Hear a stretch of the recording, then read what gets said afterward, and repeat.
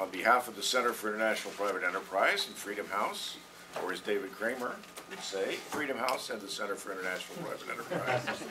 It's very, very nice to welcome you here this morning to our discussion on the Africa Summit.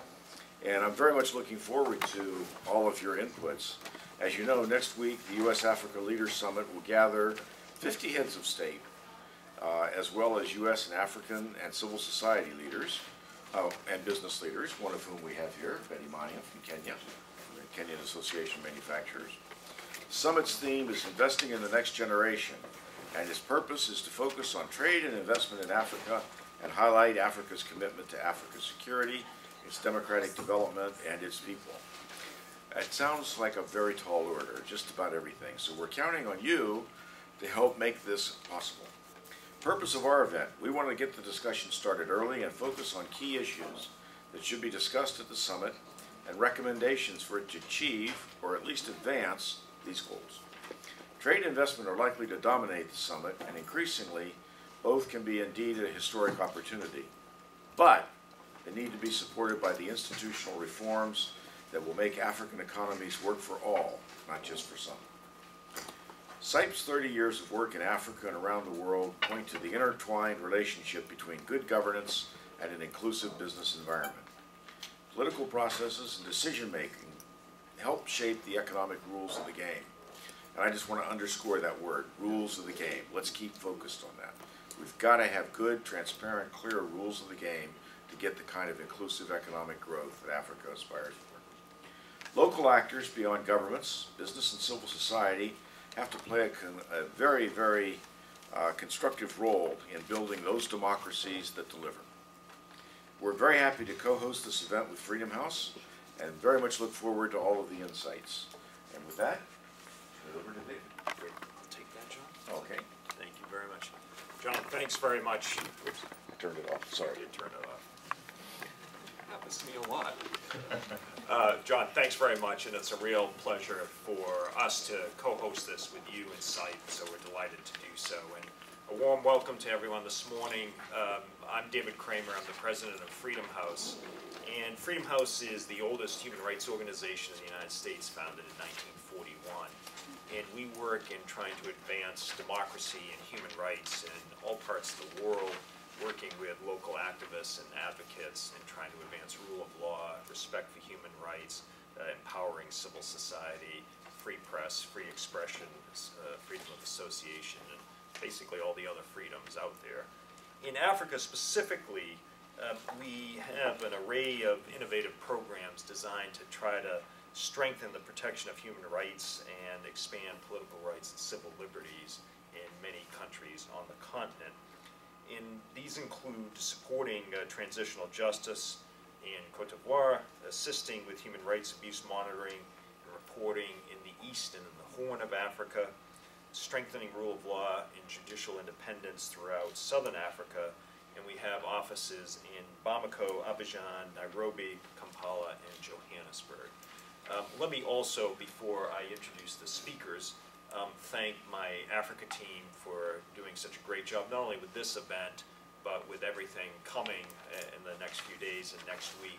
And in particular, thank Kellen McClure, who's just done a fantastic job in putting today's event together and all the other things that we have underway in the next week. We have a terrific panel to join us here today to talk about advancing political and economic freedom in Africa, a strategic path for U.S.-African relations. And immediately to my right, and I'm not going to give long introductions. I think in the handout you have their bios, but Ambassador Donald Gibbs, Chairman, U.S. South Africa Business Council and co-chair of the U.S. Chamber of Commerce Africa Business Initiative and former ambassador to South Africa for the United States. Next to him is Aniket Shah, global investment strategist at Investec, where he has been for a number of years a major investor globally and on the continent. And next to him is Betty Mania, Chief Executive of Kenya Association of Manufacturers. And Betty, we're very pleased you could join us here this morning. Thanks for coming. And next to Betty is Kim Davis, who is Managing Director and Co-Chairman of Charles Bank Capital Partners, and also happens to be a member of the Freedom House Board. So thanks to all four of you for coming. And what I'd like to do is make this as conversational as possible, and then bring in the audience here for questions and comments. But Kim, maybe if I could start with you to sort of set the stage for us a little bit, and talk about the intersections of economic development and democratic development, rule of law. We were talking earlier today, all too often I think there are people who think this is an either or. You either do economic development or you do democratic development. You can't do both. Maybe if you could just pick up on that point. Sure. Thank you, David and John. Let me start by saying that, as you'll see from my background, I know very little about Africa, so I'm here to profess complete ignorance on the specifics of the subject. But I have spent the last 20 years involved in Eastern Europe and the transition of a lot of the Soviet bloc countries from authoritarianism to democracy, and certainly have observed sort of good ideas and bad ideas. It seems to me that without question, you cannot have ultimately a long-term successful market-based economy if you don't have, fundamentals such as rule of law, neutral forums for adjudication of contract disputes, an independent judiciary, freedom of the press. All of those are completely the lifeblood of a market economy. And by definition, if you have those, you then also have institutions that are in place to provide and guarantee freedom for citizens. As David has said, I've always rebelled against this notion that democracy stands in opposition to capitalism. I view them as being mutually beneficial. And to get to a couple of very specific points, I can relate to many specific decisions that were made in Eastern Europe, decisions which were oriented towards attracting foreign direct investments, decisions that were made to guarantee access to the European market that were perhaps not easy politically, but were necessary economically and have proven to be very good decisions. Let me just add one thing. I think there's a lot of discussion with respect to the Beijing model, the China model, and I would just offer a couple of thoughts. If one goes back and looks at China, in their first 10 years, starting in '79, they had really for 30 years, an export-driven strategy that had very little dependence on foreign direct investment. And certainly, I think if you look at Africa today, the notion that you're going to have vibrant economic growth without foreign direct investment is not particularly logical. And it's hard to imagine attracting large amounts of foreign direct investment without some kind of level playing field for investors. And I would also argue that this notion of authoritarian capitalism is interesting for a period of time, but authoritarian capitalism inevitably, this is 100% guaranteed, will result in widespread corruption and the very inefficient allocation of capital. And so, in my view, I think that there are attractions to the China model, but the attractions, I think, are illusory, they're short-term, and they should not be placed to me, as sort of the easy answer to economic growth. That model is very attractive to political elites and business elites, but it's fundamentally not, I think, where the long-term future development that benefits sort of broad society will be found. Okay, let me ask you to jump in here too. I don't want to divert us onto a discussion of China, but it's so important to the African continent. Do you take Kim's point, do you agree with what he said in terms of what you would look for as such a big investor yourself with looking for the right opportunities? Sure. So just as background, Investec Asset Management, we manage around $120 billion of assets, and around a third of those assets are in Africa. And we have the pleasure and the challenge of intermediating capital from all around the world into Africa. So we see the world from many different perspectives. We manage money for some of the large Chinese pension funds and sovereign wealth funds, as well as US endowments, as well as European pension funds, all of whom are looking at Africa, and all of them look at Africa for very different reasons and very different purposes. I think it goes without saying that that the Chinese model within China was, we should first give credit where credit's due. It's extraordinary. Anyone who's traveled in China and has spent their lives thinking about development and poverty knows that it's just an extraordinary growth path, but it's also something that has brought up 400 plus million people out of dire poverty. And if you translate that model from clear plans, clear strategies of development into Africa, you can see where that appeal comes from. So I can see why China and Africa, for many reasons, that partnership is happening both from a capital perspective, but also from a philosophical perspective. That yes, democracy and freedom of speech, freedom of assembly is held to high regards, but so is building infrastructure. So is taking people higher up on the food chain of development. So I don't think it's as simple as the China model versus the quote-unquote Western model. But I'll also just add that what we're seeing in sort of global capital markets is that the real challenge that Africa will face, in my opinion, to your point, is the short-termism of foreign capital that's coming into Africa, as opposed to patient capital, which the Chinese are providing into Africa. And it's a fundamental difference, right? When we work with private equity firms, we have private equity funds too. And the idea that you can go into Africa and build a business in 5 to 7 years, sell it and leave, is absurd. It's absurd for anyone who's actually spent time there and talked to CEOs, talked to entrepreneurs, etc. So the philosophy of long-term patient capital is something that the Chinese savings pools have developed and brought into Africa. And I think we as Americans, but also we as another large capital pool, should take that into consideration as we think about investing in Africa. Betty, let me ask you to jump in here on this. From the region, what do you see as the main challenges when it comes to this intersection of economic development and freedom and political and democratic development? Thank you very much. I think one of the things that is evident, I mean, since the fall of the Berlin Wall, when there was a big democratic movements in Africa, we had the first round of many multi-party elections. There was a great promise that time and those changes were going to usher in stability and opportunities for greater growth, and certainly for more participation in democracy.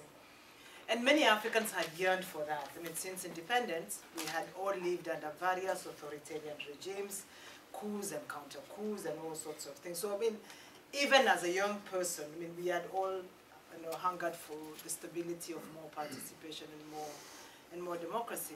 But I think the challenge is we forgot to appreciate that we hadn't built institutions that will support vibrant economic growth and active democracies as well. And for many countries, the perception of democracy was really just elections. All the other things that were required to buttress a really vibrant economy have never been addressed and continue to be addressed in a peaceful manner. So sometimes after, if we say it's 20 years since 1990 almost, there's a lot of despair about what really is this, what exactly is this democracy, and that's why the attraction of the Chinese model, even in conversations among elites right now, is something that people start to entertain. I think we call it, structured, not sort of enlightened dictatorships or whatever it is. Benevolent. Yeah, the benevolent and enlightened dictators. But I think that therein lies the challenge, that to really have a democratic culture, you need all these institutions to work. The judiciary needs to be a good arbiter, right? For many of our countries, the judiciary is very, very weak. And even as we try to secure it, there are just some physical challenges. My country has been going through some great institutional transformation, and I mean, I'm especially trying to support the judiciary in the last 5 years with the new constitution. But I was looking at a picture in the press not so long ago about a courthouse in one of the little villages that is no better than a kitchen, a chicken shed. And with just no facilities for keeping records and none of these real physical facilities for judiciary to function. Most times you can't get, you don't have enough money to get witnesses to show up. So somebody has to pay for the witnesses, and that becomes quite problematic. So I think for me to really get it, a fundamental ingredient of democracy to work has to be really sound institutions, and judiciary is a typical one, but we haven't focused enough on building and strengthening the judiciary. The other fundamental challenge is obviously when we talk about the media and freedom of the media. And I think that's also where one of the challenges that Africans will raise about the media is that I'm sure most African presidents are united in thinking that the media is most irresponsible in their continents, only focuses on all the wrongs, especially the wrongs of government or fault finding, rather than becoming vibrant critics, or just spaces for greater interaction. But fundamentally, beyond just the things we talk about, judiciary and media, I think the real challenge that is missing is cultures of participation, especially for business, because I think many businesses use opportunities and access to politicians for their own benefit. So when we talk about the rule of law, it's the rule of law as regards, with regard to my own benefit. And we sort of use a lot of these processes to just gain advance. So I think for me, the more fundamental thing is that a lot of African businesses haven't learned the real benefit of sound institutions and haven't invested sufficiently in them. And African civil society and others are over-focused, in my view, on elections rather than all these other fundamental institutions that will create a much more level economic playing field for all actors, whether foreign or local. Don, when Betty mentioned about institutions, you were shaking your head in violent agreement. Maybe give us your perspective, particularly your experience in South Africa, though not just limited to that. Well, it's interesting. I couldn't agree more with what Betty said. And our focus, the U.S. government's focus, and I think our media focus has also been on elections. And the election happens and we turn our attention away. The hard part is what comes after elections. How do you build the institutions that Betty was talking about, continuing to stay the course? And even in South Africa, which has had a very unique history, and when the ANC government came in, they took over existing institutions, trying to keep those alive, trying to keep them vibrant. To Betty's record, very good court system in South Africa, but they haven't kept it up. They lose documents. One of the things we worked on was trying to fight gender-based violence in South Africa. And one of the things we found was in the court cases, they've lost 70% of the records of women who've been raped. You can't prosecute if you don't have that. So, trying to fix simple things like that, I think will build the basis for what we need. I want to come back to the China question quickly. Sure. When I was ambassador, the question I got the most is, this competition between China and America for Africa. My public comment was, to have a competition, you have to be at the starting line. And too many of our businesses weren't there. And so part of what we need to do is tell the story, and I think President Obama and Secretary Kerry get huge credit for having this big summit here so that America wakes up to what's happening in Africa, the potential for investment in business, and to debate these issues here in America and to hear from Africans about these issues. So, really proud that the administration has taken this step and brought everyone together. We're all going to hate the traffic, and we're all going to hate lots of things about this, and you can't get into this event or that event. The fact it's happening, And the fact, I think it's demonstrating something unique about the American model, because while the government has convened this, the number of events like the one we're sitting in right now that have sprung up around it, I think demonstrates the difference between our model and the Chinese model. And it's exciting. I think Africans who come here will see that, and that the vitality of what we bring is our private sector and our civil society. Let's stay with China, the China theme for a moment. And maybe Aniket and Kim, let me get the two of you to weigh in, picking up on where Don left off. If we get to the starting line and there's a competition, how should we compete with them? We, at least as a government, attach human rights conditionality to our assistance.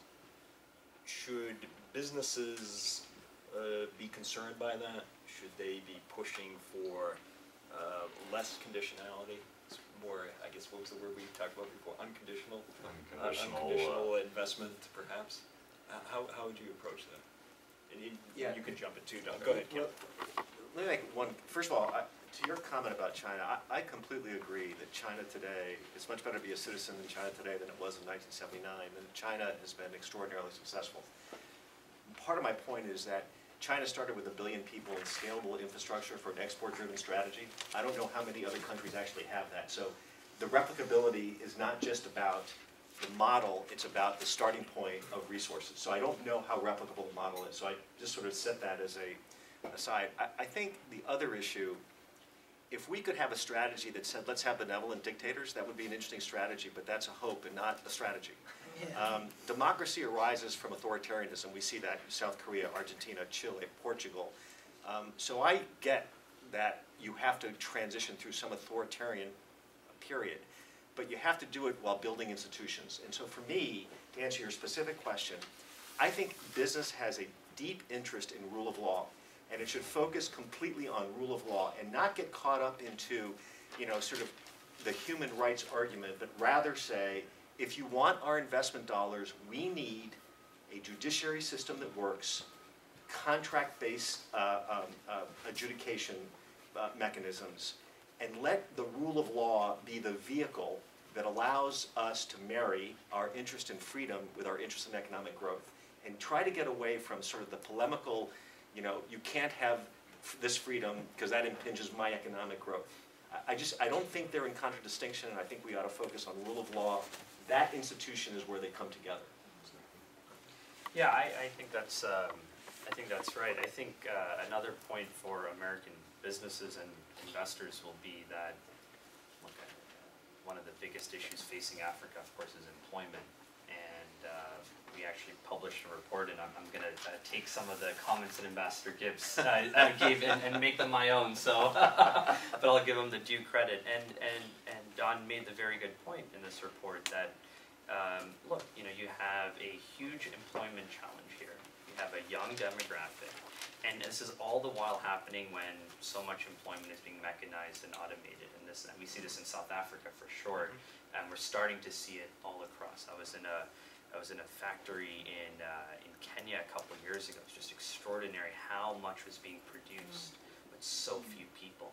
It was a very micro sort of experience, and all of this comes back to, well, how should American businesses and investors engage? And I think if we can contribute positively to this employment challenge and this employment issue and figure out new models to actually employ locals, build local communities, etc., that to me is a greater contribution to human rights. And by the way, I'm on the board of directors of Amnesty International, so I've never heard of that. so I care very deeply about these things. But I think when you start pounding the pavement in Africa, you realize it is slightly more complicated, and we can push the human rights and institutions agenda through the strength of this country. One of which is our incredible private sector. Don, I think you wanted to jump in there too. No, I mean, you already quoted me. Exactly. My panelists are doing my job. Just lip sync it. Exactly. I think the Chinese model in Africa, or actually when I was meeting with President Kagame, and he said it's not the Chinese model, it's the Singaporean model, which was an interesting comment. So my son, who was in high school when I was in South Africa, his best friend was the Chinese ambassador's son. So the Chinese ambassador and I used to sit around at dinner while our sons were off doing whatever they were doing. And he pulled me aside once and he said, "Your job is so much harder than mine." And I said, "What do you mean?" And he said, "I have one job, which is promote trade between China and South Africa. You have multiple jobs. You're talking about LGBT rights. You're talking about, Israel and Gaza. And, he said, I wouldn't want your job for all the money in the world." And my response, which I truly believe is, America's strength is talking about what we stand for. At the same time, we need to recognize and listen to where Africans are coming from and understand and put it in a context that helps them achieve their goals, which is building the infrastructure, hopefully building the institutions that will support that. I represent and a senior advisor to Blackstone, which is one of the largest asset managers in the world, and we're looking at doing investments in Africa. And it's exactly what all of you have said. Without the rule of law, we look at the countries and say, where do we know if we're looking at building power projects? That requires long-term investment. You're right, 5 years is not the window to develop those projects. It's 10, 15. We know we're going to need to stay. That means you need to have confidence in the institutions. By the way, you also have to have confidence in what's going to happen with the currency. So you need good financial management. These are, huge challenges, and many of the African countries are very early in their development of these institutions, but it's also a huge opportunity, and it's one of these great opportunities where you can both make a lot of money and make a big difference, and that's what's so exciting right now. Vinny, let me ask you, do the Chinese risk generating resentment toward the way they do business? I think, was it in, folks here will know, in Ghana, I think there was a protest by workers at a factory, and they actually detained the factory managers because they were so upset with the way they were being treated. Does any attention to these issues, could it wind up backfiring on the Chinese? I think so. There's been quite a few protests.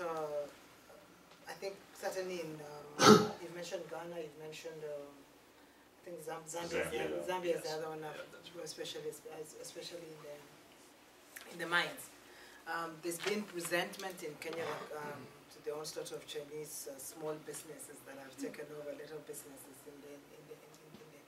in the neighborhoods. But most Chinese businesses in Kenya are doing, or at least are doing business with government. They are contractors in infrastructure projects, whether or not they've brought their money. The Chinese, the one avenue that they've managed to get into, at least in East Africa, is most times if the money has come from China, it comes with Chinese contractors because they have actually been actively involved in the search for financing through their different banks. So that's usually how it gets tied up. And once they've done the construction projects, they probably move on to something else. We don't really have major Chinese investments in other productive sectors. I mean, certainly you don't have the General Electrics and of that kind of operational in our parts of the world. I see quite a bit more in Ethiopia and other places, but they're able to get away with certain actions and behaviors, especially when it comes to treatment of workers, because also if those economies don't demand so much. But what has been fortunate is that there's been reaction, and there's a lot more change happening as a result of these protests that have happened in countries like Zambia and Ghana. And my own view is that society, I mean, a foreign company can only do as much as society will tolerate. So if there's real violation of rights within that economy, it shall not be sustained. I don't think we're hungering sufficiently for Chinese investment enough to have people treated badly in the mines. No economy will handle that. So I think it's being corrected in other discussions. Now, having said that, I don't think that, I really don't think American companies are finding it difficult to get into Africa because of human rights. I just think that you have a totally different, totally different approach, and a lot of American companies are not coming as government contractors. Right.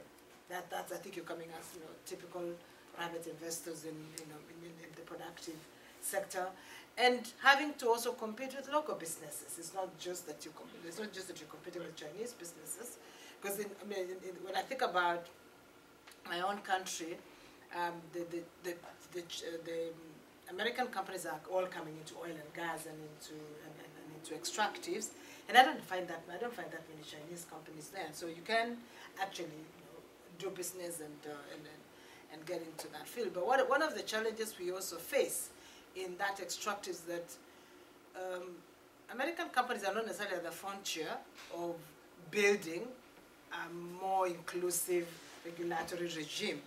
In fact, I'm not talking about even just Western. When I think about the extractives, for instance, in the pursuit of new mining laws and oil and gas laws, I haven't actually found that there's thought leadership among the foreign companies that are coming in to expand the space and make it much more inclusive, sharing royalties with communities in the manner that society expects. There's just a lot more dynamics that have changed, and it's disappointing that they haven't really led. What Kim suggests, that they should be at the forefront of building a much more inclusive rule-based system.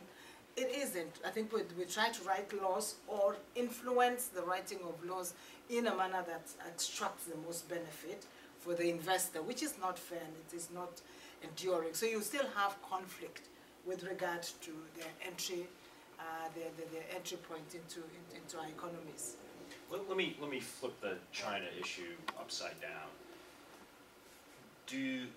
Does the U.S. government's approach, you were talking, Don, about the comparison the Chinese ambassador was making to what the agenda you had to raise in South Africa, which is certainly not the worst by a long shot compared to other countries in the continent. Does the U.S. agenda sometimes inhibit and even become an obstacle to doing investment on the continent because the U.S. is pressing on human rights, or should be, not as much as we would like, but on some of these issues?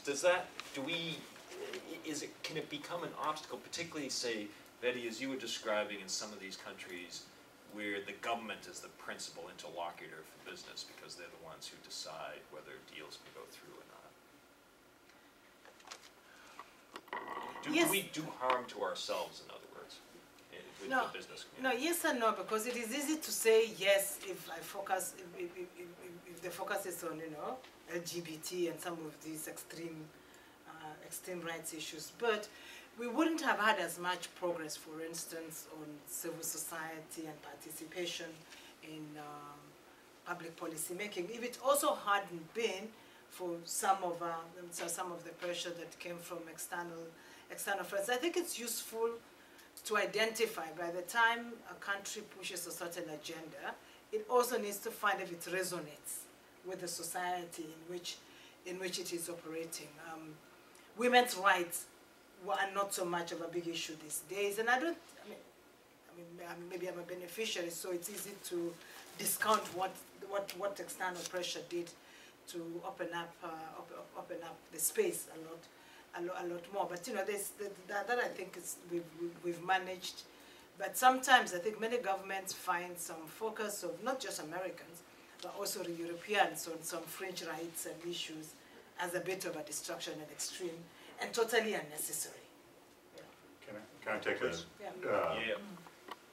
When I left as ambassador on my first trip back to South Africa, I had at least 3 government ministers come up to me, and I was representing the Chamber of Commerce when I went back, and they said, "Thank God we can finally talk to you about some of these issues." Like they told me things they wouldn't tell me.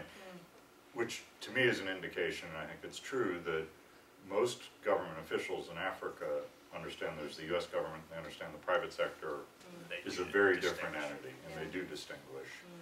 And I think the US government advocating for these things actually, in some ways, takes the pressure off of the private sector companies that, you know, want rule of law, want these institutions, but are willing to have the government play the heat shield and make those arguments. That doesn't mean that we always argue the most effective way for achieving some of these agendas, but at least I think the government can and should continue to find those ways to argue for those, and I don't think it tremendously hinders private sector's ability to operate. And our private sector on many of these things, you know, some of the issues in dealing with government around corruption, they're just not going to do it anyway. So if that's not fixed, the opportunity goes away. Kim, you want to jump in? Yeah, I'd make a narrow theoretical point.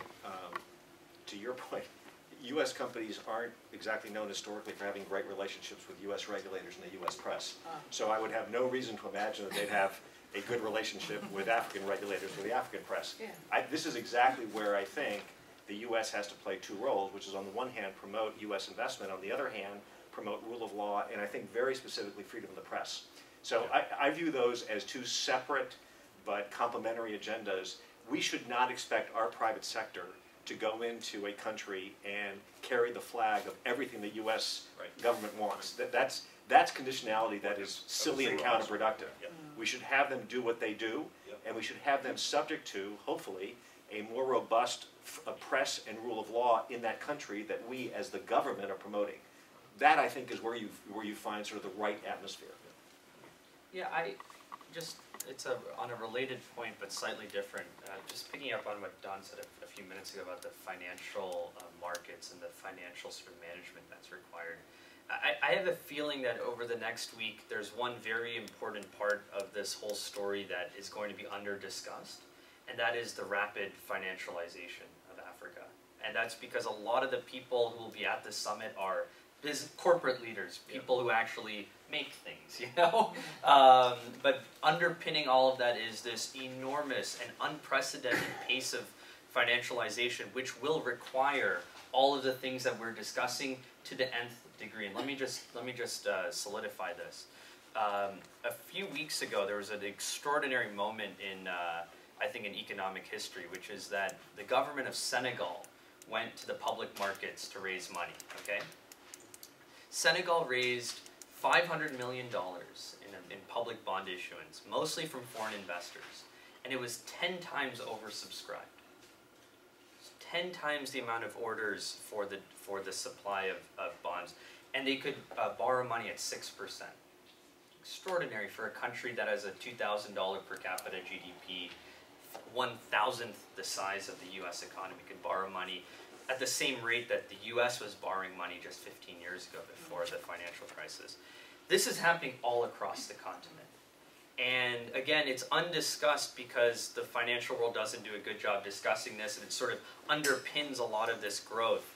But if I was in a position of influence or authority in the U.S. government, thinking, what can I actually provide to African governments and to African policymakers that will ultimately benefit their people, this is something that should be discussed. How do you actually set up a financial system that works, that's fair, that is going to deal with so much capital flying in over the next 5 to 10 years? Our estimates show that the financing gap is around $500 billion, most of which will be borrowed from the public markets.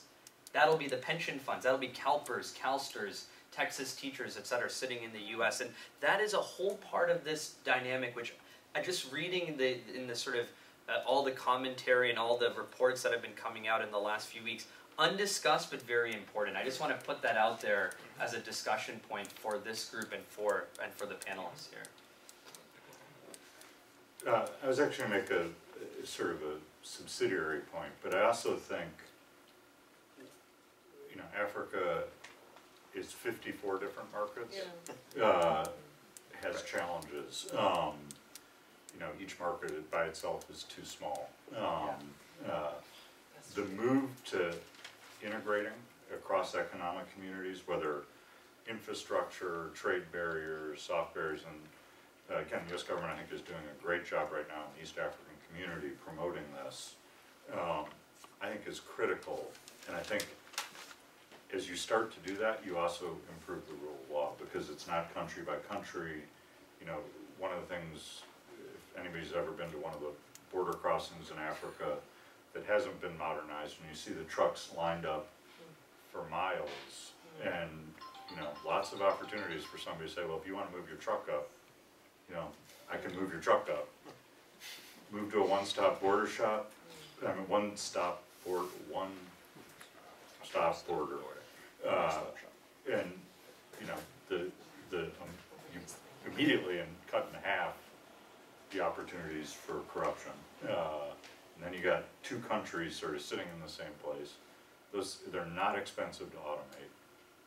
Little things like that will create the integration, which then plays into the financial markets and increases rule of law across the continent. I can't tell you how many companies that I talked to when I was ambassador said, you know, my problem is I can build a car in South Africa, but I have to ship it to Europe to sell it because it's too hard to move it across the continent. So breaking down some of those barriers, I think, is key. Tim, you want to jump in? Just to the point, one of the things that we did in Eastern Europe and the Baltics is we lost money doing it, but we created the first ever multi-country mortgage bond that was rated by S&P and Moody's. And we bundled 20,000 home mortgages. And we did it specifically in order to prove that we could pass all the rigorous tests that S&P and Moody's would have for an issuance from the private sector. And we worked with each of the ministries of finance to harmonize the laws, because they're fairly complicated laws you need to do a securitization. But it was a very good example of using the finance markets as a mechanism to get governments to change their rules. It's sort of what I would call positive conditionality as opposed to negative conditionality. So I think that's quite important. The second very unrelated point, that anyone who studied Eastern Europe recognizes that the attraction of joining the EU was centrally important to the political system making very tough choices, because the EU was such an attractive market and it was so important for its citizens. I don't know what the analogous institution is, but I couldn't agree more.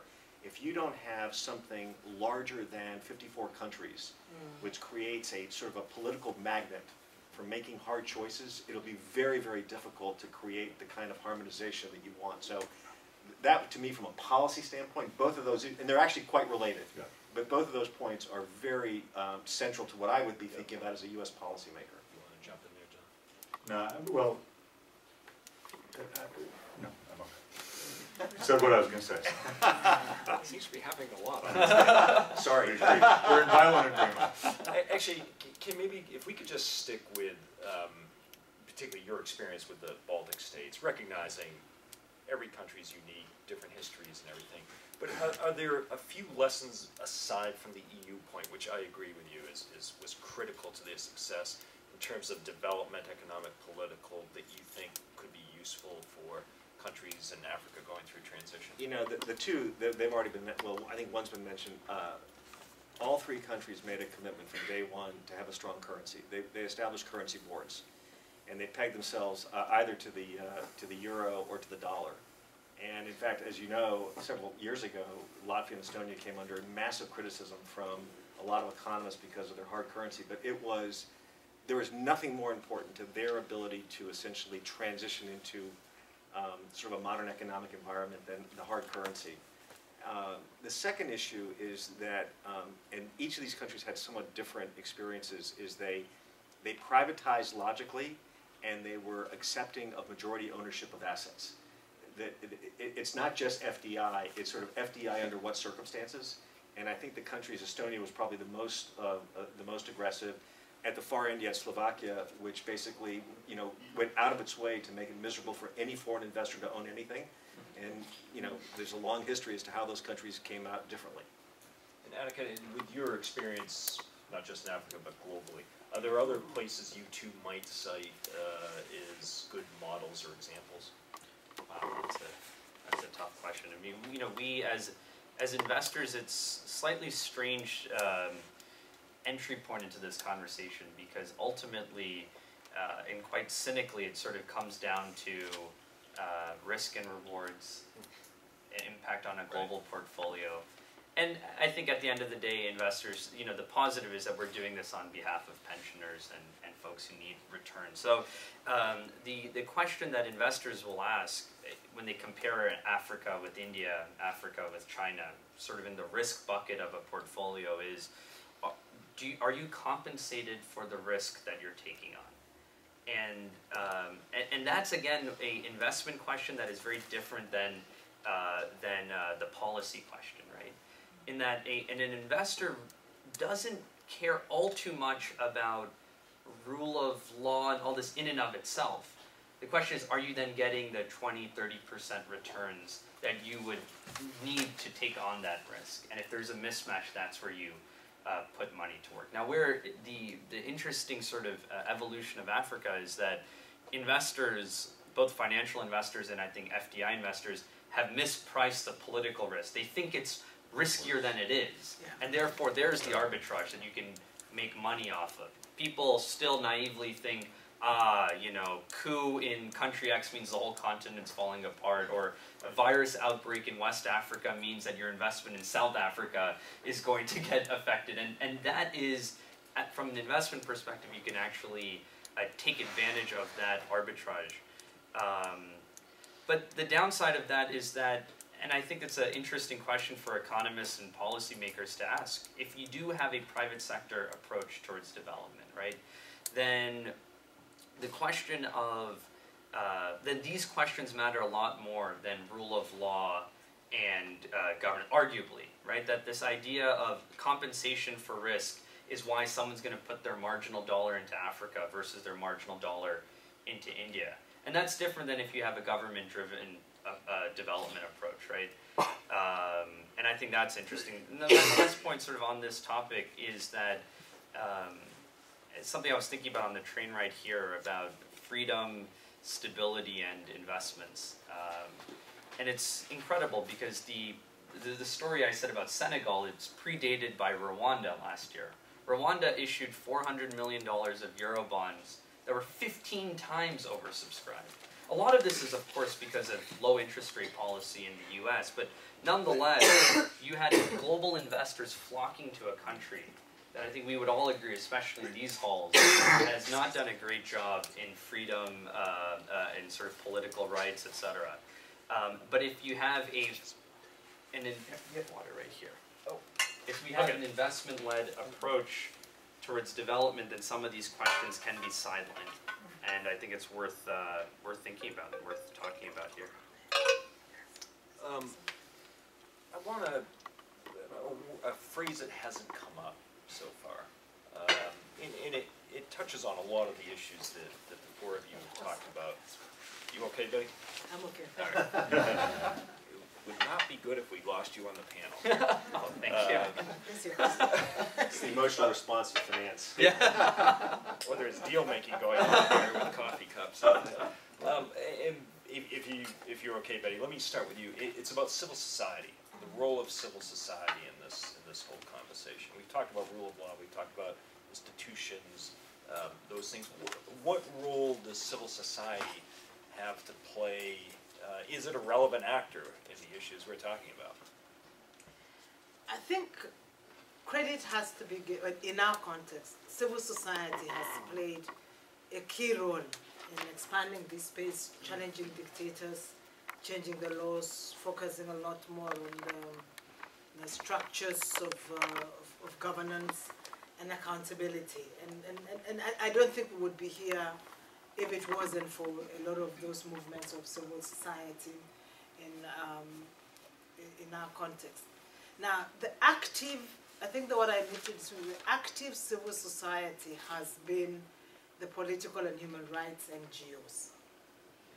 It hasn't been, in many instances, real, deeply embedded social movements. I guess with the exception of a country like South Africa, or in Southern Africa, which have strong labor movements that have been part of the movement. But where you don't have a strong labor movement, you don't really have an ingrown civil society that has driven this reform, which has its challenges. That it's very easy for government critics or those opposed to it because a lot of these civil, political, and human rights NGOs rely on external donor support. So it's very easy to conflate the actions and the advocacy of civil society organizations with the agenda of their funders, which in many instances has been Western governments or Northern, certainly coming from Europe.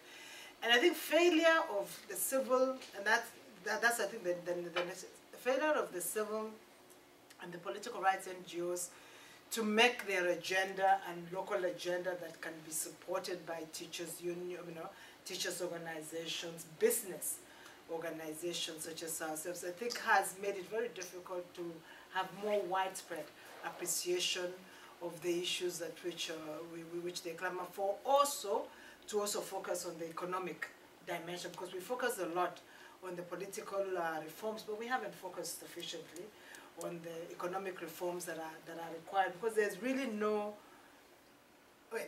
there's not a strong, that's what you can't say there's none, there's not a strong local movements for economic reforms in our countries, and business associations such as ourselves represent or could be the drivers and the claim makers for more economic reforms. But it is very easy to, most business associations do not stay the course or do not last for very long on some issues, but it's also very easy for it to be criticized as seeking to take advantage or just get gains for specific businesses, whoever is in power at that particular time.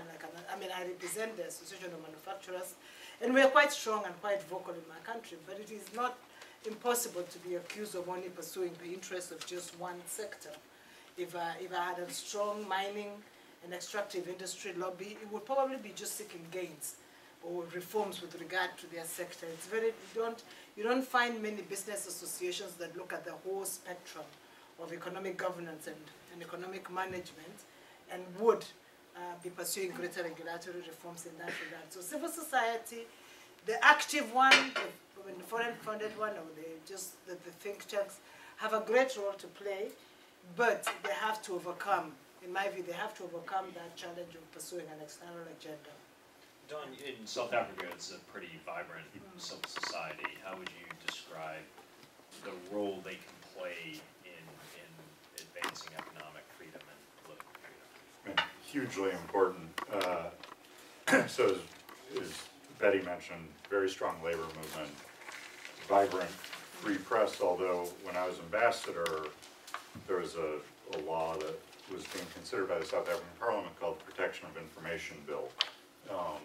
And it basically would have severely circumscribed the free press in South Africa, and it was important enough that I gave a speech on it, a fairly balanced speech, but the media reported it the way they wanted to report it, which was I was attacking the bill. And it was interesting because the reaction I got from some people in the South African government, I was actually threatened with being sent home. But then other people in the government came quietly and said, thank you for saying that. It bolstered us, and it gave enough space for people to step up and make their point. Plus I got a lot of nice media stories about me after that, so it was a good thing to do. No, I'm just kidding.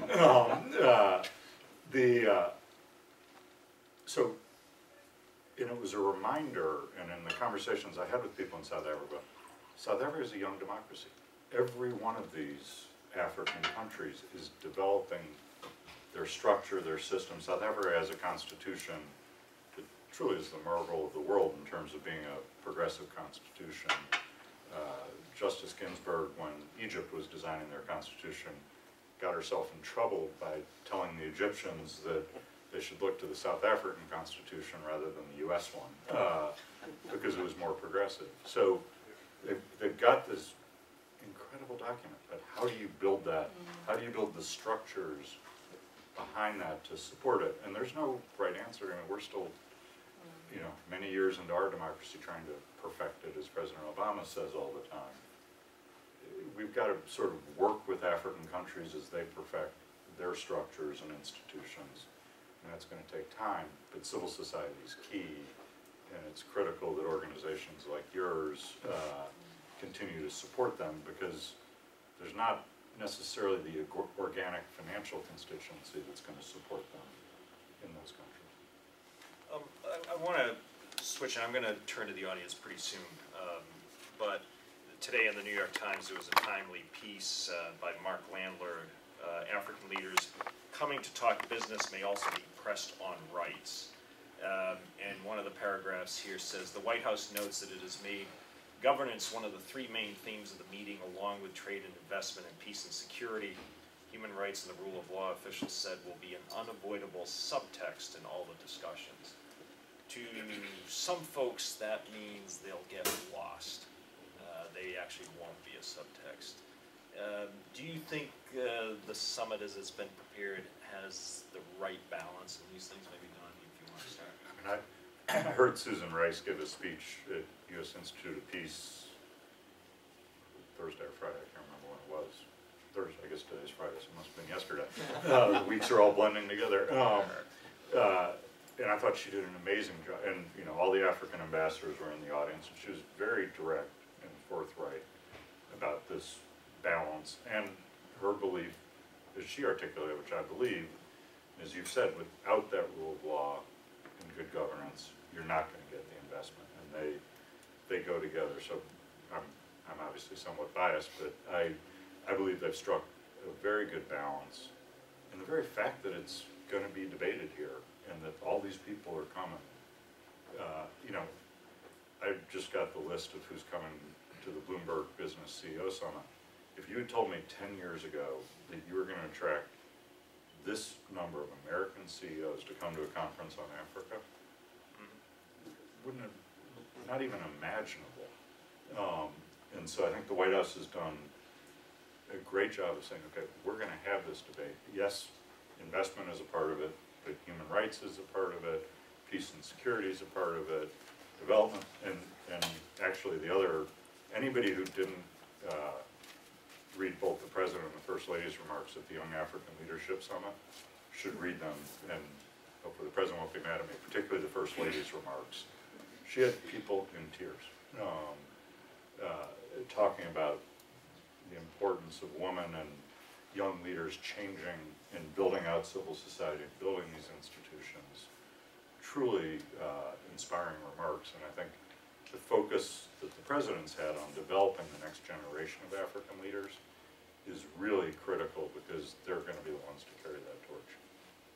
Betty, there's some controversy about the presence of some leaders from the continent being here. Any thoughts on? There's also some controversy about some leaders not being here. There is that as well. But any thought on bringing so many leaders with such a diverse record on these issues? Does that cause any concerns? Not to me. And not to, I think not to also many African countries, because the reality, I mean, especially for business, you have to talk to the leaders that you know, that operate in the country that you are operating in, and isolating them. I'm not sure I haven't picked up who the controversy is about. I can sort of imagine, but you know, but I think sometimes that attitude of isolation of certain leaders is counterproductive. It's also counterproductive for institutional development in our countries, because you have, you know, you also don't have the same level of acceptance. So I wish everyone was, I certainly wish everyone was here. I wish everyone was, you know, part of this conversation. And true, the second part is, I know we don't like it, but even if they're semi-dictators, a lot of the African leaders that we have the acceptance of a great segment of their population to govern them, whatever else we think of them. Yeah, we've chosen to use elections. If somebody rigs the elections, unfortunately, the result will show that they won, if that is the measure. So I think it's important as you make the steps to at least keep recognizing that they are the people that need to be engaged in changing the environments in their own in their own context. Okay, I'm going to start shifting to the audience, but before I do so, I do want to recognize President Joyce Banda from Malawi. We're very grateful that you came and joined us, former president of that country, well-known champion of economic development, empowerment of women. If you don't mind, I'm going to put you on the spot first in the audience and ask you how can we help with the empowerment of women as we try to advance this agenda of economic and political freedom? And I'll give you my microphone here. It's okay. Thank you very much. I was going to approach it differently. Just allow me to You can tell approach it the way you want. allow me to just tell my story. Yeah. That's a right as a former president. Yeah. First, I'm grateful that I'm here. Hold it close to you. Yep, you had it right there. I'm happy that I'm here, and I'd like to start by saying that my mission in life is to assist women and youth gain social and political empowerment through business and education. And now, beyond State House, my agenda is to ensure that we achieve MDG 3. We don't have time, but I've been saying for 15 years how I thought we could achieve MDG 3. The sad bit is that the 3 MDGs that we are not going to reach by 2015 are those that affect women and children, and particularly women in Africa. So MDG 3 is where I have been for 35 years, and I would like to thank CIPE for its partnership. I started working with CIPE in the 90s, and helped me build the largest network of business women in Malawi, 50,000 to be exact. So I marched from an abusive marriage to the door of State House for 30 years. And it was all about business. So I know a little bit about what we are talking here. And I know what needs to be done, particularly in Africa. It has to do a lot with who is sitting in the driving seat. Now that I've been in State House as well, I know that political governance and economic governance, the president of that country must be interested to make sure that a conducive climate is created in order for business to flourish. Number one, in Malawi, so I'll tell my story. I get into government and I find that it's an economy that is almost collapsing. But one thing that was very clear was that there was no freedom of press, of association, of speech. Number two, the governance institutions were very weak. So as a leader, that's up to you. That you can do. You can easily create an environment where people are free to speak and to write about anything, including about you. Number two, you need to ensure that you create space for civil society to flourish. Because as Betty said, in most African countries, our biggest enemy as presidents is the civil society. Because we don't want them to speak. We don't want them to correct us. We don't want them to come in our way. So as a leader, that's an area too. Number three, what I did was to ensure that I create an environment where people can come in and invest. In other words, for 2 years we worked on improving our place on the World Bank Index as a destination for doing business. So we reduced the time from 6 months or whatever it was to 21 days. I wasn't yet even satisfied to do that. But I think the major issue that must be tackled this week is corruption. It is very important, and the president must get involved. What I found, and I didn't know, and I had to talk even to my sister, Ellen Serif, because I began to think that women are different leaders than men. We somehow we're just different. So I wanted to find out, am I out of my mind? But I think that it's not easy to tackle corruption. It's hard. Because you're fighting people who are benefiting from the trade. And they'll fight you back. And they'll drag you down. You may never get out. But you must make a decision. what do I want to do? And for me, I decided to put my people first. I'm fortunate that the international community assisted me. There was the European Union ambassador, Alexander Ball, who first opened my eyes. I said, I've been working extremely hard for a year to improve the economy. How come it's not changing? And he told me, he says, just check in government. And he gave me pointers, particularly the integrated financial system in government needs to be checked. And that's what was my starting point. Fortunately for me, I made an announcement to the nation, and we fought. And I made 68 arrests, and I froze bank accounts, and I changed the financial system. The cases are in court now. But you make a lot of enemies too, so they fight you, so it's not easy. Yeah. But if what I see across Africa is that there's a crop of African leaders that are coming up that are on the same page, yes, that are saying, yes, I'll put my political career online, but this must stop. When I got in 2 years ago, the economy grew by 1.8%. By the time I left, the economy had grown by 6.3%.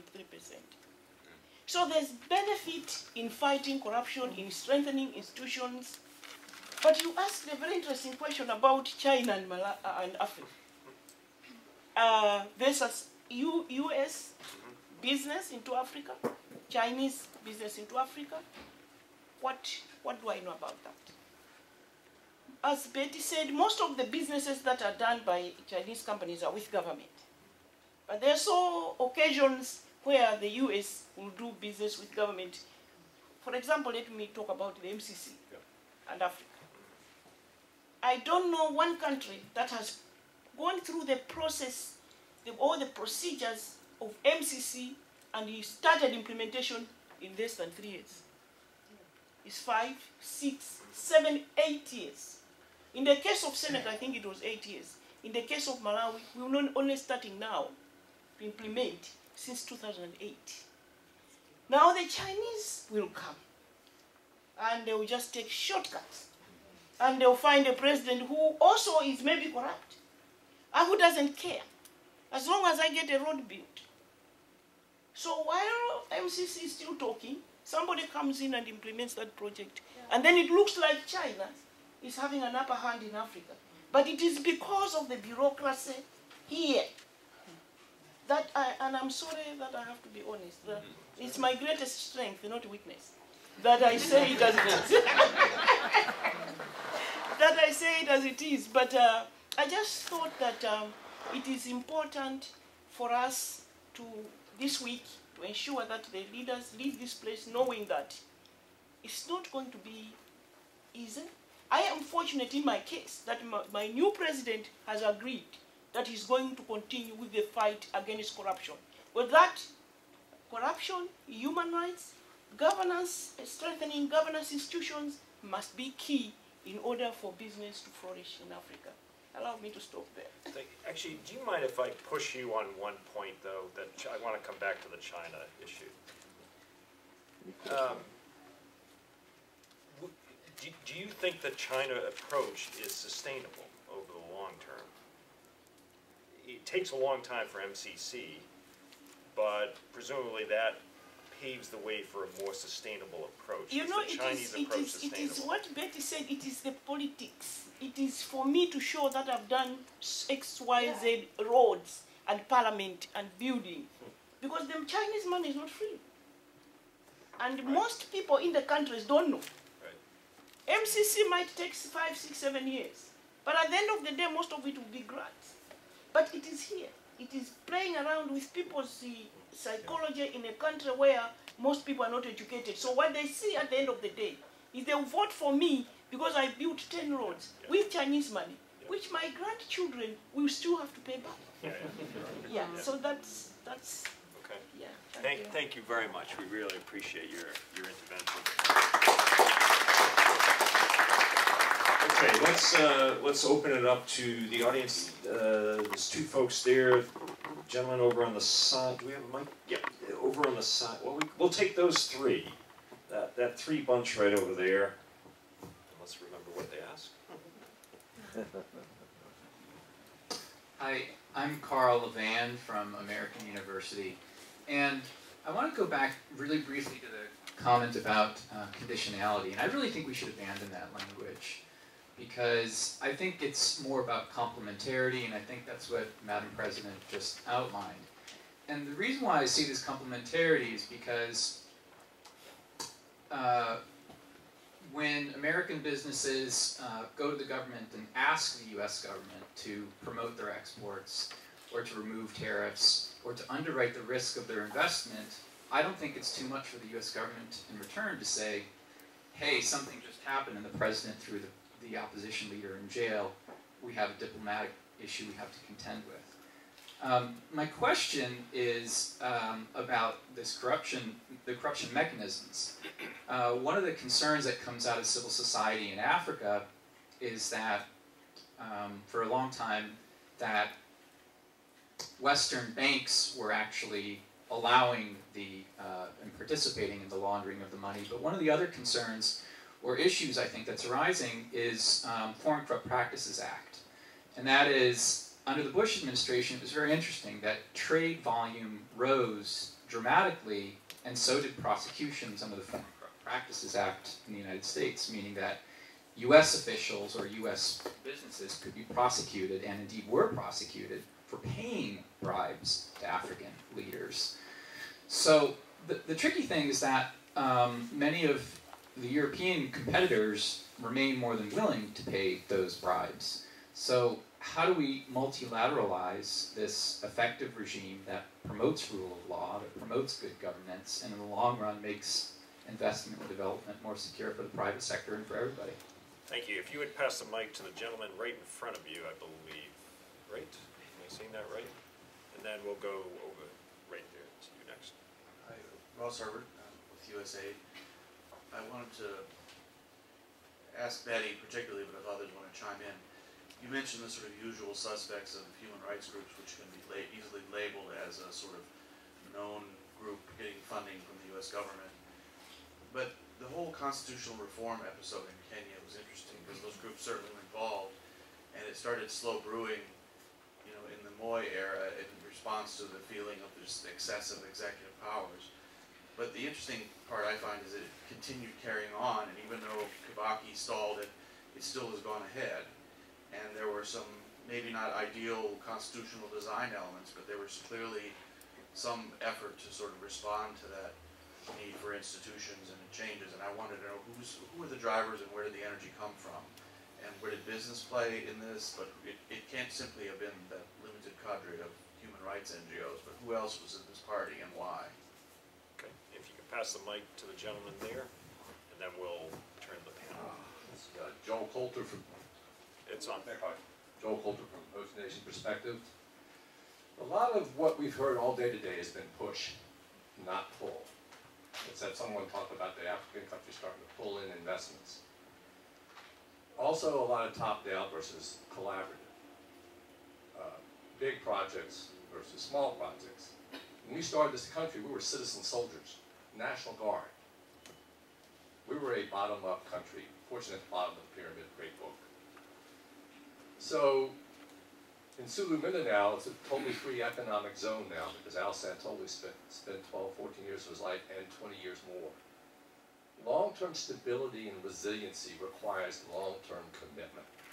But that long-term commitment needs to be at the civil society level, not whole of government, whole of society. So, these people need to be a chance to grow. We need to get at the bottom-up level. It's very easy to do. There are methodologies in this country that have proven successful in environments that are worse than Afghanistan. But if we do all big things, and we just do government to government, and I'm a $400 million president, I'm corrupt. If you give me more money, and you don't care where my money goes, you're making me more corrupt. So I really I hope when this thing happens next week, that people, not the CEOs, not all this top-down stuff, it doesn't work. Top-down does not work in a collaborative community where the tribal people are more covenantal. I'll give you a perfect example. When we had, everybody lost their jobs, 2008 was a crash. Both church and non-church groups started career network ministries kind of thing. And then it was the job search, then it was the clothes, then it was the finance, then it was the transportation. So within that cluster, everything clustered around having to find a job. I work for Food for Kids, feed 150 million kids, students feeding students, and projects in schools. That kind of model can be surrounded by other services, precision agriculture, manufacturing, 3D printing, rural broadband. So you build this bottom up. There's not a president in any country who doesn't want to see a strong mayor and regional growth. But the financial sector has to get to small. If the financial sector got to small, perfect example, SAP versus Manugistics. SAP created little tiny things to sell to small businesses, and you could grow cookie cutter as you grow. So SAP is a big company. Manugistics is out of business. They sold one software package for $475,000. So top down, big, does not work in local communities where there's no capacity. Thank you. Who wants to start?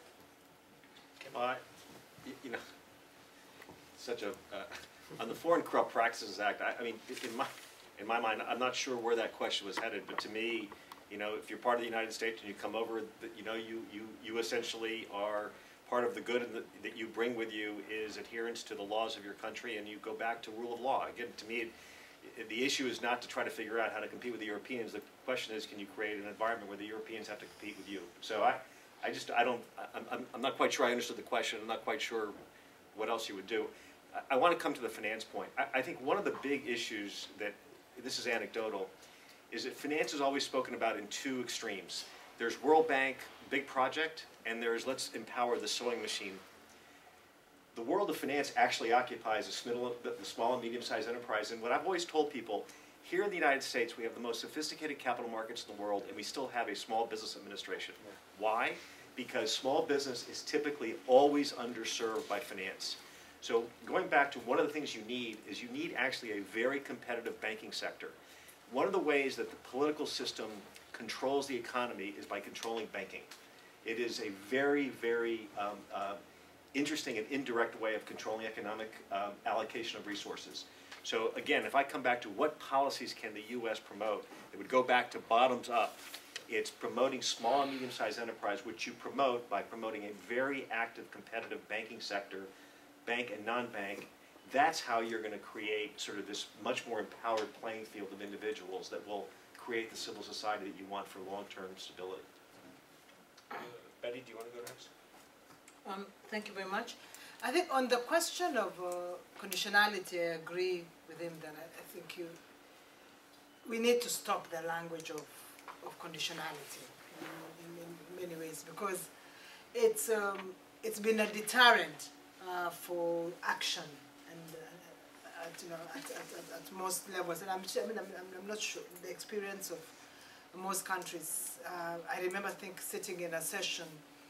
I think it must have been the IMF or the World Bank. There must be the IMF person in the country was speaking to Parliament and said, well, we will not approve this loan until Parliament passes this law on for the anti-corruption agency or something to that effect. And the speaker just told him, he said, listen, we are not the executive. We pass whatever law we want when we want, depending on our wisdom. And that for me, because sometimes the conditionalities are absurd, because you can't have a deal with the executive that demands action by the legislature and still expect separation of power. So some conditionalities, I think we need to think a lot about them, and I think it's time to quit and not focus a lot on these conditionalities in many ways. If you don't have the same values, you don't have to collaborate. I mean, it's like a marriage. If you don't like how I behave, it's okay, find the next partner. That's really, that should be the attitude of governments. You shouldn't force yourself and values on people that don't. Don't talk to my wife. don't want it. I'm afraid, the gentleman also spoke about these corrupt practices. It's a pity if American governments think that they've lost out on Africa to European companies because of bribes. I think that's so 20 years ago.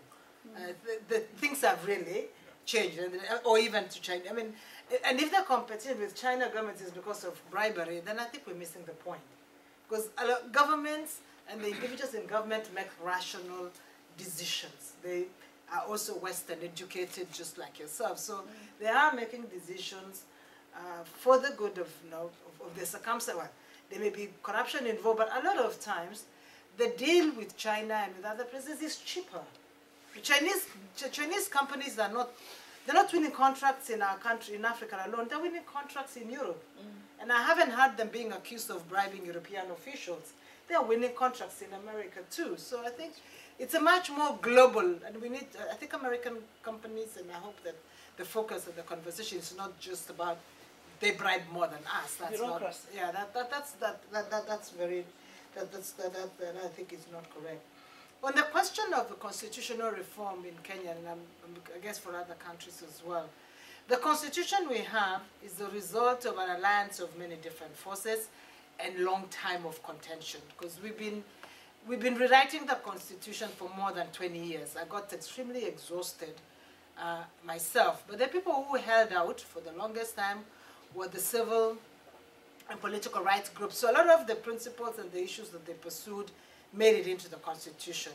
But the second result of the constitution is also a result of the political changes of the last 10 years, and especially the contestation by different parties, at least in my context, and about how you might get power. And part of the structures that we eventually have was also a reaction to the coalition that emerged in Kenya after the post-election violence in 2008, and the dysfunction of shared government, which is what we had a prime minister and a president trying to share, and it wasn't working. So by the time we were writing the constitution in 2010, we were also responding in terms of design of governance to that model. So we ended up having a constitution that is very progressive on issues of human rights and accountability, but at the same time very expansive because of contestation of political leaders for shared political space, because of the character of the constitution we had before, where there was so much focus on the center and very few people who could play at the center. By the time we were writing the constitution, the reaction obviously was dispersal of governance. So you have, I think 4 layers. We have about 6 elected representatives. You've got elections at county level. You've got governors, and because the person deciding how many governors, how many counties you should have, was a contestant for political space. You ended up with 47 counties in Kenya, which is totally absurd for only 40 million people. I mean, it's ridiculous. So I think we've got so many multiple spaces for representation as a result of the fact that political leaders and political contestants were helping design the constitution, which is a bit of a challenge for us. The involvement of business for business was probably around the financial management and financial related perspectives, as well as ensuring commercial freedoms and movement in the context of devolved government. But it's one of the challenges that we're facing. So Kenya has a very good constitution on paper, but totally, very complex institutional framework has emerged with very little experience on how to operate in that sort of context, that multiple context. And my own assessment is that by the time it stabilizes, it will probably be another 2 election cycles, assuming that nothing, nothing goes wrong. But it's too difficult. You've got too many institutions, different understandings of roles, different contestations, and it's half the time it just looks like a stalemate. So it's a little bit of a challenge, but at least there's space and there's conversations taking place. Thank you.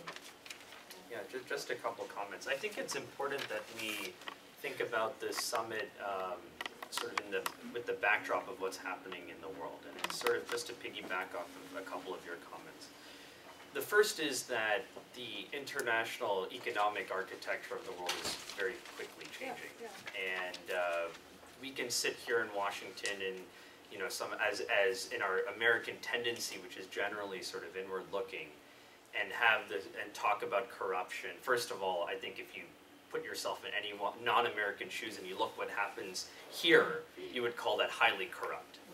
The way that this city operates and the way this political system operates, in any other measure would be considered corrupt. And that is, by the way, how a lot of the world is viewing what's happening in Washington. But that aside, I think what happened last week or 2 weeks ago with the creation of the BRICS Bank is another testament to the fact that the international architecture is changing rapidly, right? So 15 years ago, a Goldman Sachs economist came up with this term BRICS: Brazil, Russia, India, China, and then he added South Africa.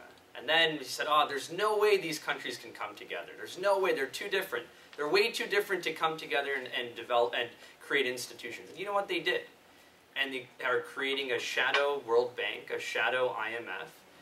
And the way they operate will be different than the way that these American and Western institutions operate. And by the way they provide capital will be different than the way that the World Bank and the IMF and development banks from the West provide capital. And this is all to say that if you put yourself within the eyes or the position of a head of state or a business leader or a mayor or something outside the United States, you realize, wow, you actually have many sources of capital, you have many sources of business interest, and the more and more we talk about American companies and American government not liking corruption because we are sitting on this sort of mountain of purity, I think the more we're going to fall back, because the world is changing so rapidly, and just like the last 10 years we were sort of slow to pick up on Africa, we'll lose 10 more years. I do think that, and I see that just from my own perspective. So I think it would push all of us in this room and in the city to sort of look at the world outside of the DC American perspective, realize that the world is changing. And to your point, sir, about capital that's needed, well, my only disagreement is that it's both are needed. You know, some of the large-scale power and infrastructure projects that the U.S. government, U.S. investors, Blackstone, et cetera, are going to be pushing through are absolutely essential for African growth and development. I would just say that as long as there's a significant percentage of capacity building in the local workforce. Agreed. And I think we would all say that a continent that is projected to have 3 billion people in 85 years from now will need that sort of bottom-up development, bottom-up entrepreneurship, small-scale businesses, capital financing going to small-scale. And I couldn't agree with you more that the development of the banking sector, of a official banking sector, as opposed to what's happening in Africa now, is it's almost that we've leapfrogged that and we've gone straight to what here in the West we call shadow banking, which is that asset managers, et cetera, are providing capital, which provides one part of the capital structure, but you need a banking sector that allows everyday people to go out, get loans, and start local businesses. So that's, you know, we need both. But just some thoughts. No, I agree. I'll follow up on one thing I think you said, which won't get talked a lot about this summit, but the former president of Nigeria said Africa is either going to have the greatest demographic dividend or the greatest demographic disaster ever. If you look at where population's headed in Africa, as Uncle said, there's going to be this youth bulge that offers a huge opportunity, but also a huge challenge, because you've got to make sure that that bulge is educated, housed, fed, and has access to jobs. If we do that, it'll drive the growth of the continent and actually the world. If the conditions aren't right for that, it'll lead to tremendous destabilization. You know, that will not stop at Africa's borders. It'll be global, and you know, it's actually a huge.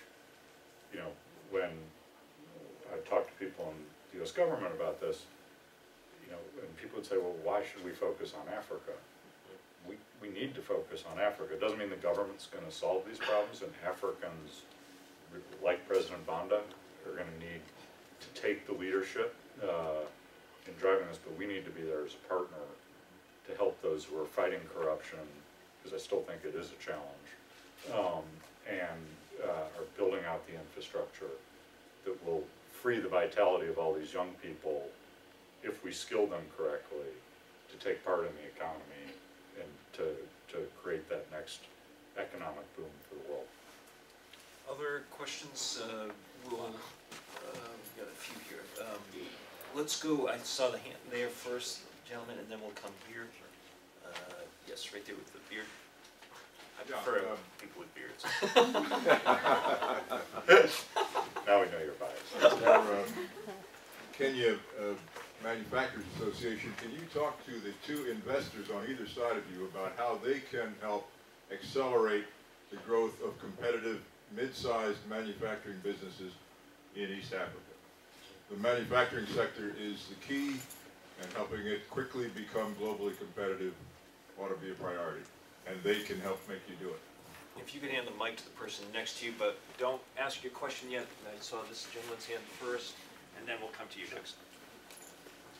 You'll go right ahead. Oh, sorry.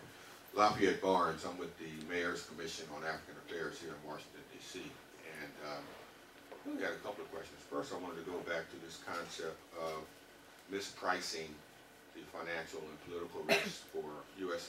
and other foreign investors in Africa or other places as well. But I think it's a really fascinating concept, and I was wondering if you could say a little bit more about it and tools that can be used for U.S. investors as they look to those African markets. And then the second question, if I can sneak one in very quickly, has to do with this conflict between trying to do more business with African governments, procurement officials, for example, or the fact that I think I heard you say that oftentimes U.S. investors or companies aren't working directly with companies, with the governments of Africa to look for business opportunities. But at the same time, we also hear about the problems with corruption. So how do we address trying to understand business practices so that we can minimize the corruption? And I agree it's not just in Africa, it's here in D.C. as well and other places, but how do we address those issues so that we can move forward in both fronts? That's my question. Thanks. Thank you. Right there, please. Yeah, Scott Taylor, Georgetown University. I kind of want to piggyback a little bit on what my colleague Dick America just asked about sort of small and medium scale businesses, but not just in manufacturing. And I guess in a way it goes back to the original discussion about markets and democracy. Before she kind of went off the deep end with the Tiger Mom stuff, Amy Chua, the Yale Law School professor, wrote a very interesting book about World on Fire, about this backlash against democracy versus the backlash against market. When too many of the resources and too many of the businesses are controlled by too few of the people in developing contexts, and the potential for conflict in that kind of environment. We've seen this on both sides, I think, in Africa. I wonder, as we talked initially about the intrinsic compatibility and value, mutual support of markets and democracy, why we celebrate Rwanda so much, for one. And secondly, if we can talk about the importance of avoiding a backlash against markets or a backlash against democracy, it seems to me it's growth with equity.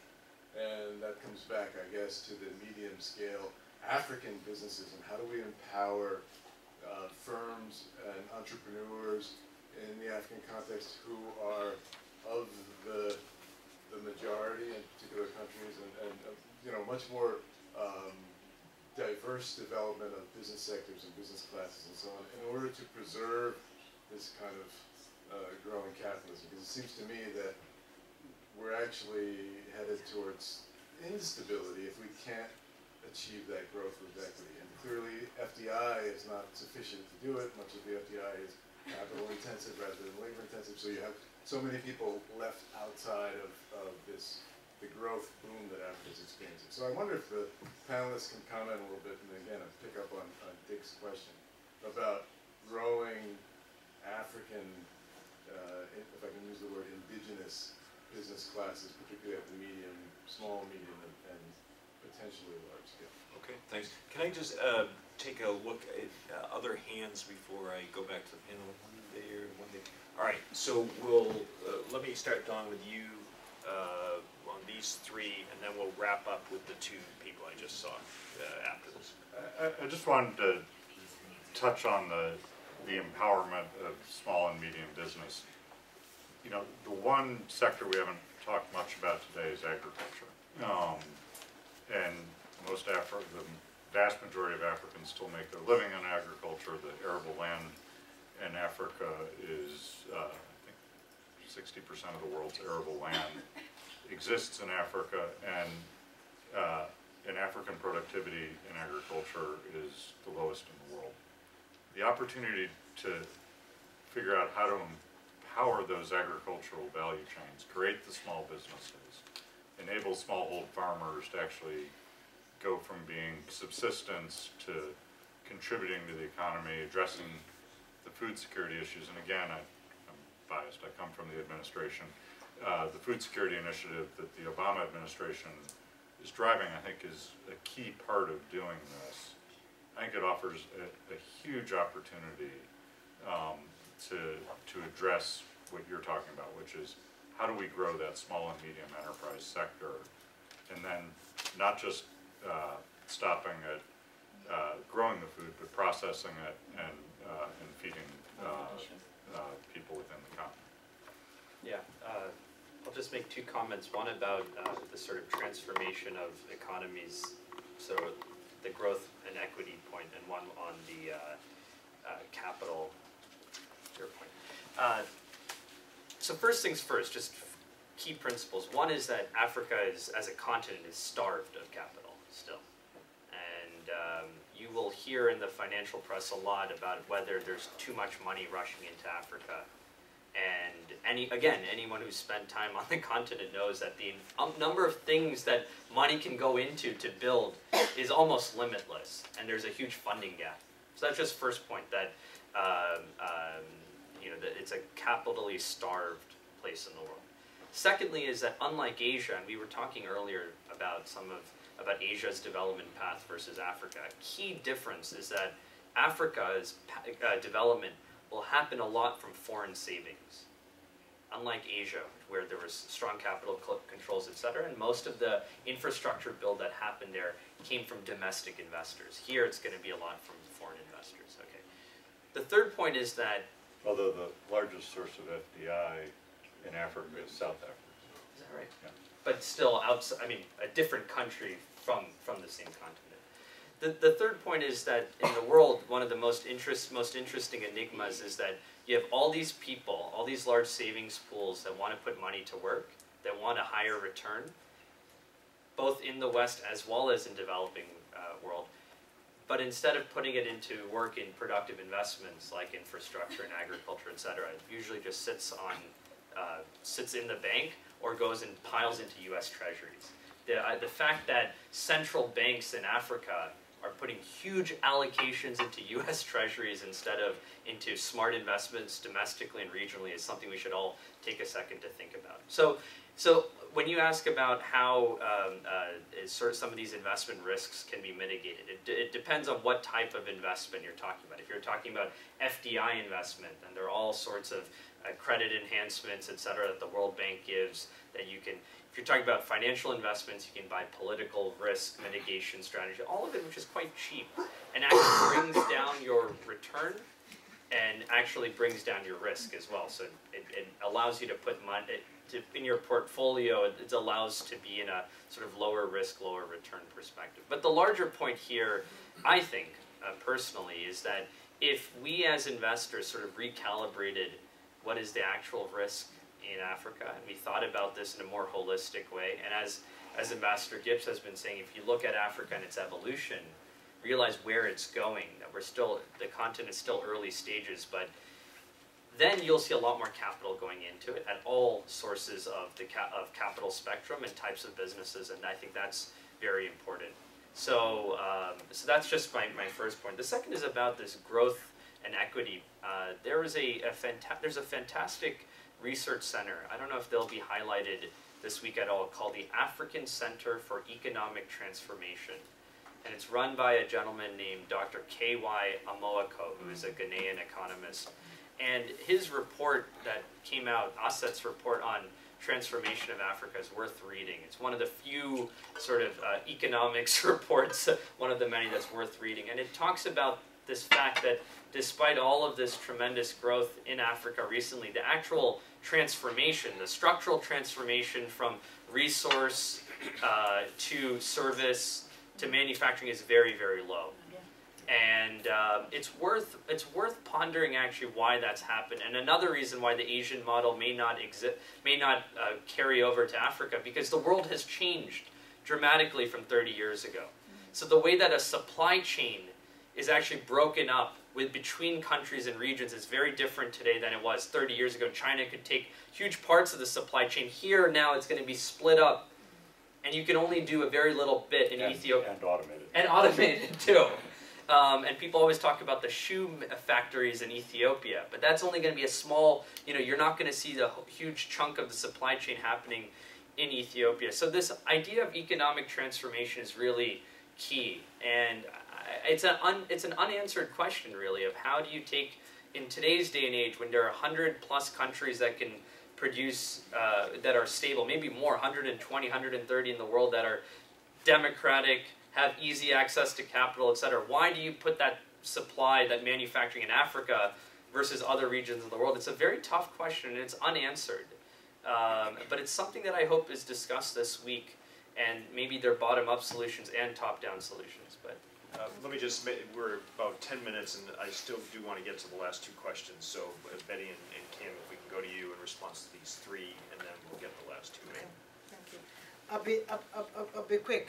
I think on the question about what can be done to partnership between American companies and African companies to improve competitiveness, a lot of the work that's done by USAID, for instance, the trade hubs and all those sort of facilities, provide opportunities for management infusion into companies, sharing, partnership and B2B, business-to-business partnerships. So that I think is happening and will continue happening. And I think the only way you can improve a business is by becoming part of it, whether through investment or through participation, whether it is mediated by government funds or by your own investment in.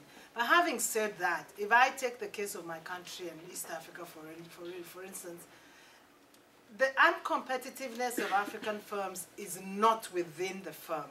It is outside.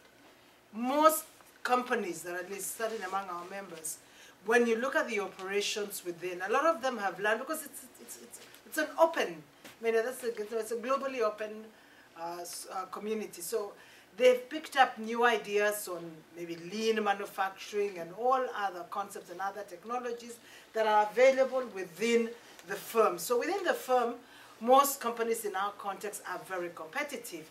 What makes them uncompetitive is the stuff that happens from the factory door. The state of the road as you live, the logistics as you try and exit, to whether getting inputs into the factory or getting out, interactions with the government, the sort of regulations you have, relations with the banks, all sorts of things that are outside the firm that needs to be dealt with in the context of the larger economic transformation. So there will be room. There's a lot of room for investment in firms, but at the same time, there's also a lot of room for changing the business environment and making it much more competitive. So that would be the input that the joint advocacy and maybe this sort of conversation help in creating a better business environment will be most appreciated. What about the question that came from there about how Africa, with its many countries, because the African Union, I know, are discussing how effective the RECs can be, the regional economic commissions.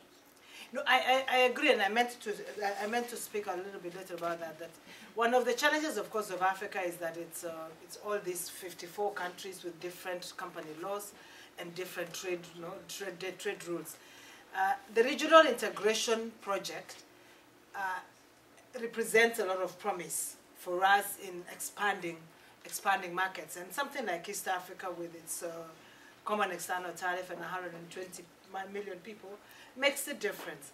The reality for most businesses is that despite years of talk of regional integration, borders are as much alive as they were 50 years ago. So there's a lot of non-tariff barriers in terms of access to different markets that haven't yet been addressed. And I wonder what the appeal would be, because you said for the Baltics, the attractiveness of joining Europe made them, transform their countries very, significantly. A lot of African leaders, and President Banda is here, a lot of African leaders talk, with lots of passion about creating a single African market and do very little on the ground to actually create it. The talk in Addis is very different from the talk in the capitals and in the borders. And it's very frustrating for us, for businesses. In my work, for instance, about maybe 40% of my time is spent dealing with non-tariff barriers in East Africa. And you run out of which hair to pull. Because there's one hindrance every week we are notified of. So the African regional integration is a good idea, but they haven't done enough to remove all these barriers. And there doesn't seem to be a political compulsion to do it. That at least is the assessment. There's a lot of talk, but very little at the borders. Kim? Yeah, I want to answer both of those questions in a narrow way. The mispricing risk, as you get to smaller investments, a lot of risk is mispriced because people can't justify the cost of doing due diligence. If I'm making $1 million loan and the total amount of money I can make from that is a spread of 3 or 4%, which is $30,000 or $40,000, I can't afford to have a $100,000 analyst tell me if that's a good or bad deal. So you actually have a real scale problem as it relates to smaller companies, and that's a US problem and an African problem. Let me compound that problem with the marginal pools of capital that people are talking about are pools of capital that want equity returns. Call that high teens, low 20s. A lot of businesses generate return on assets in the low teens, or if you have a bodega, if you have a small little bed and breakfast, you're not getting returns that justify equity. So you actually have a complete mismatch between the capital that is theoretically available and the demands of a society that wants to build a bottom-up SME sector. The only way you solve that problem is by creating local banking capacity that can make bank loans that are priced consistent with the cost of capital of small businesses.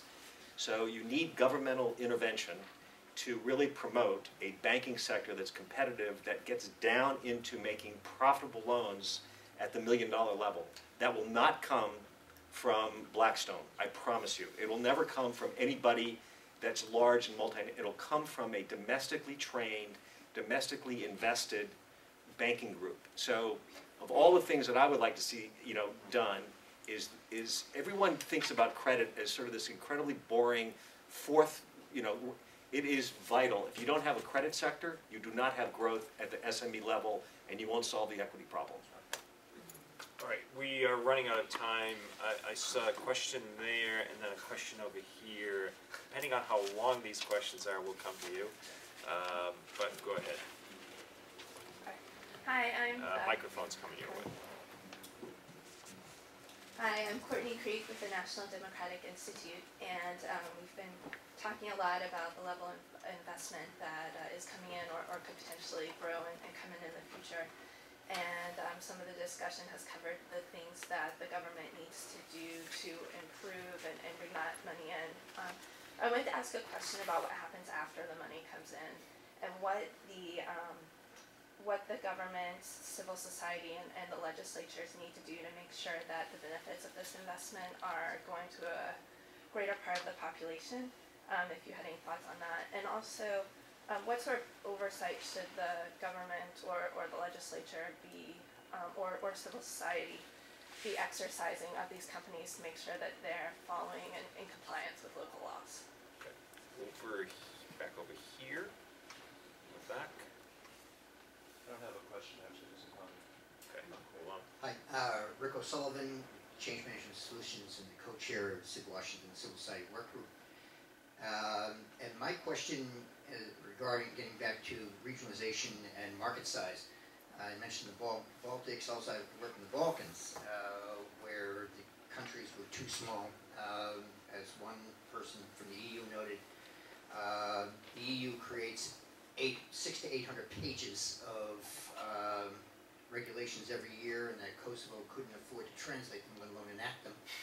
And similarly with in Africa,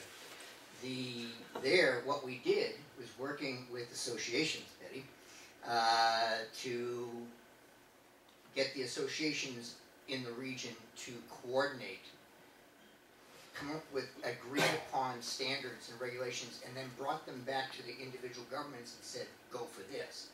Because left to their own devices, the negotiators for the government will do what it can to protect local, their own resources and businesses rather than try to grow the regional market.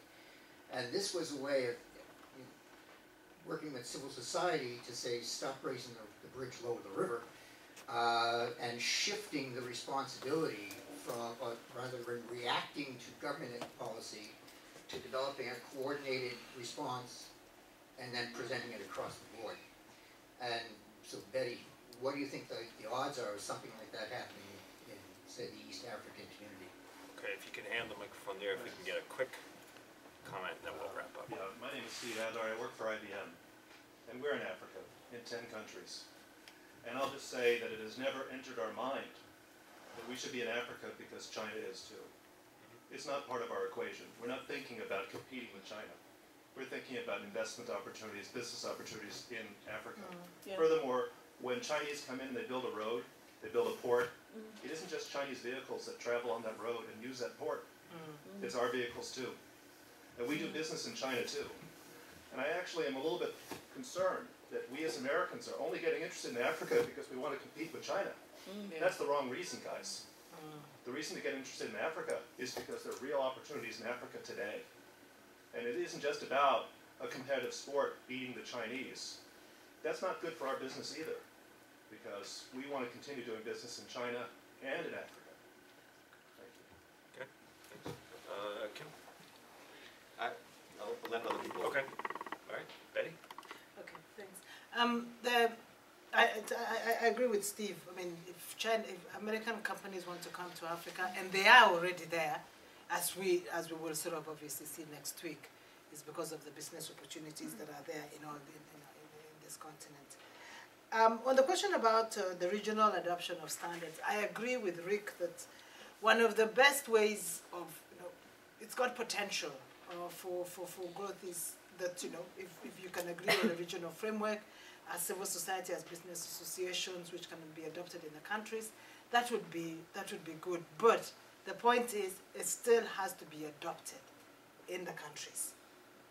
And our challenge has been the fact that the institutions I don't know what SADC is like, but certainly in East Africa, the institution we've crafted for ourselves in the East African community isn't a supra-legislative body like the European Commission. It's at best a coordinator and an organizer of meetings. A lot of the powers still remain in the member states. So if there is any slow pace in progress, it's because of the member states not submitting to that higher legislation. So we've been working at different ways of strengthening the East African community to make it a much stronger body, and especially for